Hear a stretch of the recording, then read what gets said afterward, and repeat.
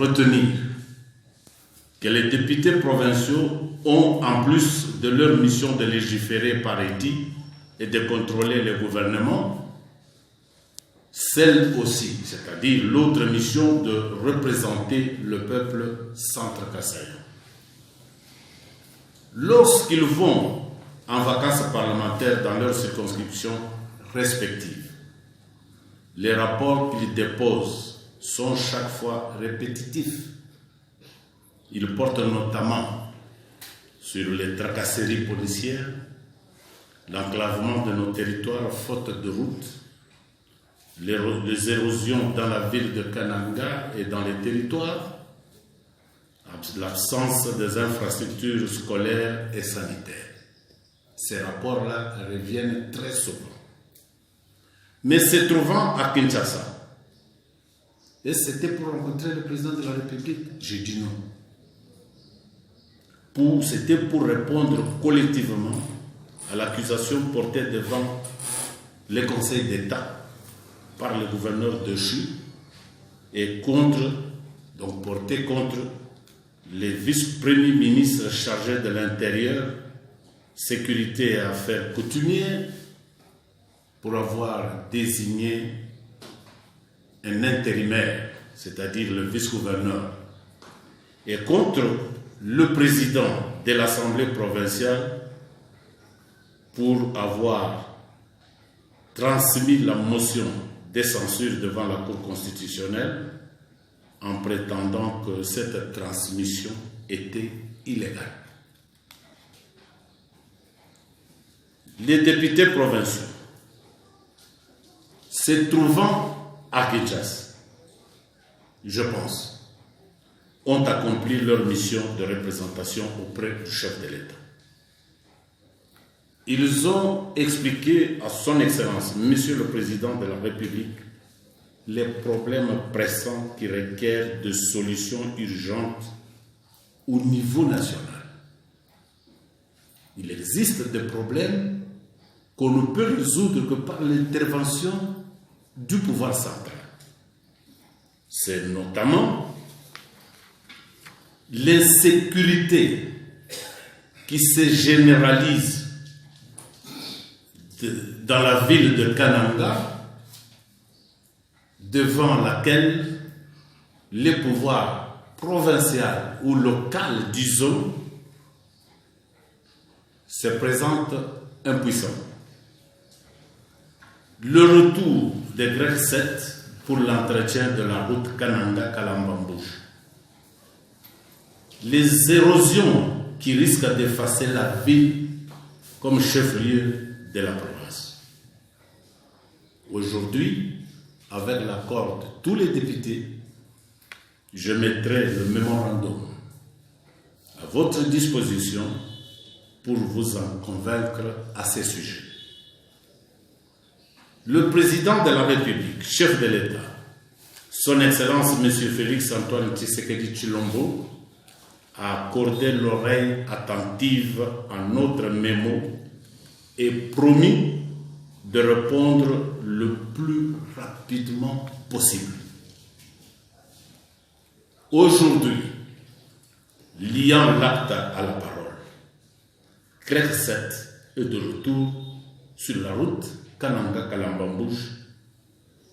L'OVD s'occupe déjà des érosions dans la ville de Kananga.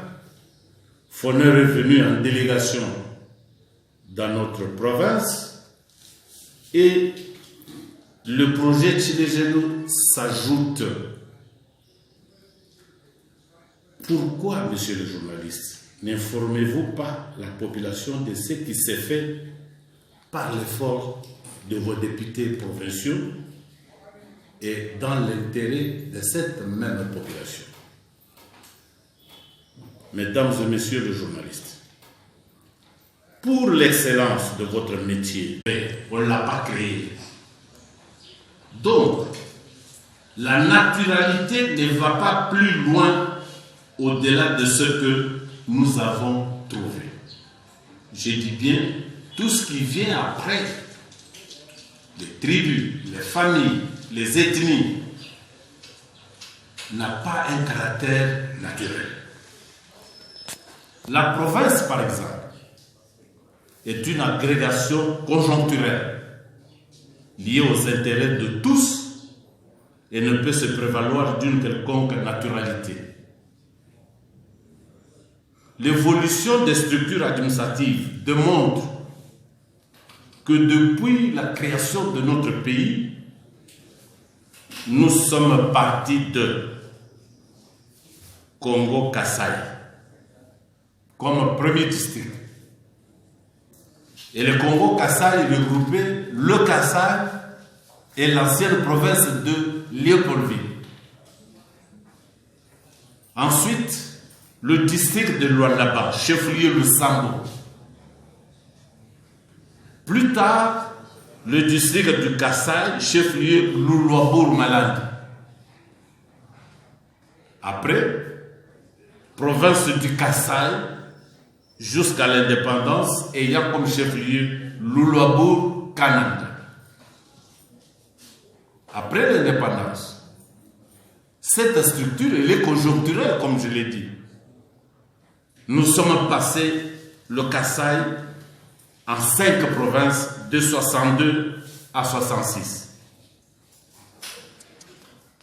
Après, c'est le Kasaï occidental, avec Sanko, lors de la fusion de 1966.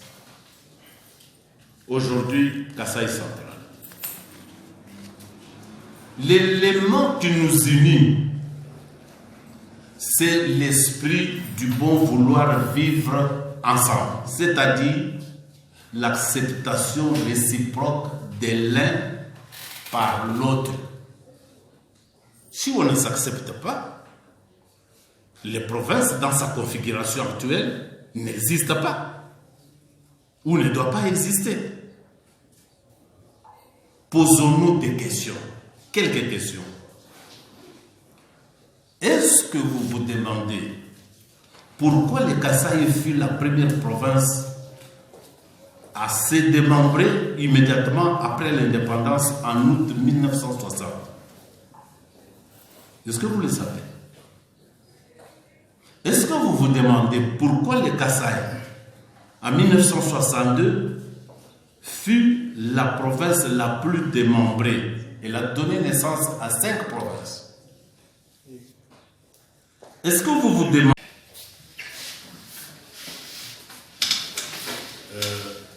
Bridge demande qu'est-ce que je pense, moi, du dossier raconté. Je vous réponds tout de suite que les territoires de Mouek, les territoires de Demba, comme tous nos 5 territoires, plus la ville de Kinshasa, par la Betananga, ne sont pas la création des responsables politiques après l'indépendance. Ces territoires-là existent. Moi, je pense que ceux qui auraient pu mettre tout le monde d'accord, ce sont des références historiques. Il n'a pas fallu qu'on dise que les techniciens sont allés tracer, non, interroger l'histoire du Kasaï. Parce que c'est Moueka comme Demba, moi je les ai trouvés à l'école primaire. C'était encore le Kasaï. On dit on a étudié les districts, on faisait même des examens. District 2 du Kasaï, district de Kabine, le territoire, la composition. Donc je connais ça depuis avant que je mette le pied à Canada. Ni à Demba, ni à Moueka. Avant, j'aurais souhaité que pour mettre d'accord tout le monde, il faut une référence historique. Ça nous aurait départagé sans hésitation. Je pose la question. Toujours l'histoire récente. Quand on organisait des élections, on a organisé des élections plusieurs fois. il faut interroger les gens ne pas comprendre. Étiez-vous dans la circonscription électorale de Ouattara ou de Demba? Posez la question, c'est l'histoire. Et maintenant, qu'est-ce qui change?